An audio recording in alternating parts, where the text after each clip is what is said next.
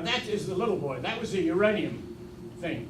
Like a gun. You can see there was uranium target up at the right, and a bullet of uranium was shot into it, and it created a critical mass, and it worked fine. It started the chain reaction. Now you can't do that with plutonium. We didn't have any more uranium, so they had to devise something else. Plutonium, because it had neutrons added to the nucleus to make it 239, it turned out to be much more fragile. And if you tried to put it in that type of thing, it would detonate, it would pre-detonate before it went to chain reaction.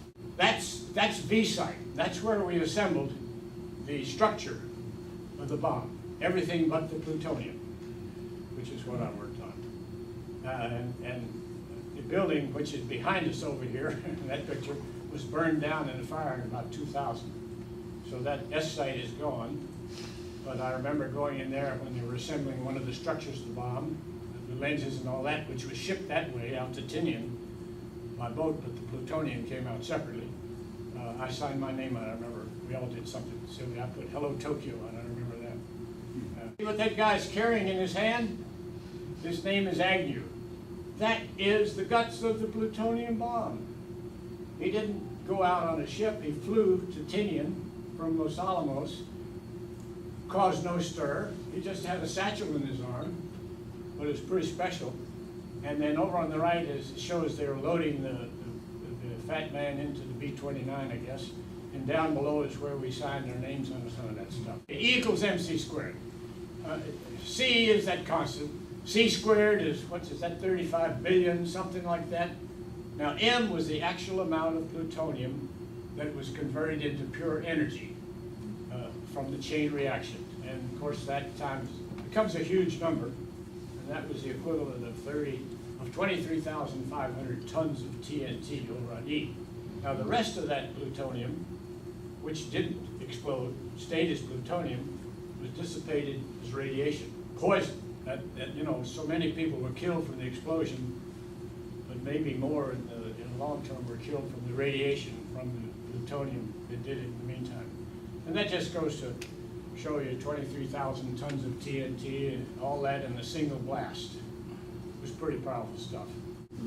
The word goes, a bunch of the boys were whooping it up at the Malamute Saloon. Well, we had just been discharged. This was now early July of 1946. We didn't get out early because we didn't have enough points. The war was over 10 months earlier than that. But we did get discharged down in San Antonio. And we were now whooping it up at the Riverwalk Saloon. The next day we all went our various ways. I went on home. Which one's you? Which one's you? Well, that one with his arms up in the air in the back. There I am right there. These were a bunch of wonderful guys. All of us had come in what was known as the Special Engineering Detachment. We were all young kids. None of us had graduated from college. When General Groves decided to do this, he didn't want to mess with the Navy. He wanted to keep it as close as he could, and he was a guy who liked to have control of everything. So he was going to have these guys all in the Army. And there were, I don't remember any of us grunts, we grunts, who were from the Navy. We were all Army, Special Engineer Detachment. There were probably 2,000 or 3,000 of us. They'd come I'm still amazed at how they kept it secret about what was going on. My sister graduated from high school in 1943 and went off to college for a year. And she was a bright student, taking chemistry, and she got recruited to go to Oak Ridge. And we knew something special was going on there, but nobody had any idea what it was. The rumor was it was something that was going to be very important after the war, going to be in every home probably. And you know, we thought maybe it was working on television or something like that. But it's still amazing to me that they kept it so secret that nobody knew what the hell was going on. That was a compartmentalization that Leslie Groves insisted on. And I think only the very top people who were not at Los Alamos, once we got in there, and we were going to be spread around working for these guys, they wanted us to at least have an understanding of everything. That's why I studied electrical engineering when I'd been a chemical engineer, why this physicist had done this.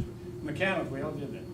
But it was very compartmentalized, such that the 24 hours I was at Oak Ridge and saw Hugh Richardson, who had been working there, and he said, I'm told if I know what I do.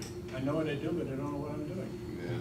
So it was, now, recently we've had this story about the ladies at Oak Ridge who were invited to come down on a special project. They were just told you get a lot of money and come down, and they came down in droves.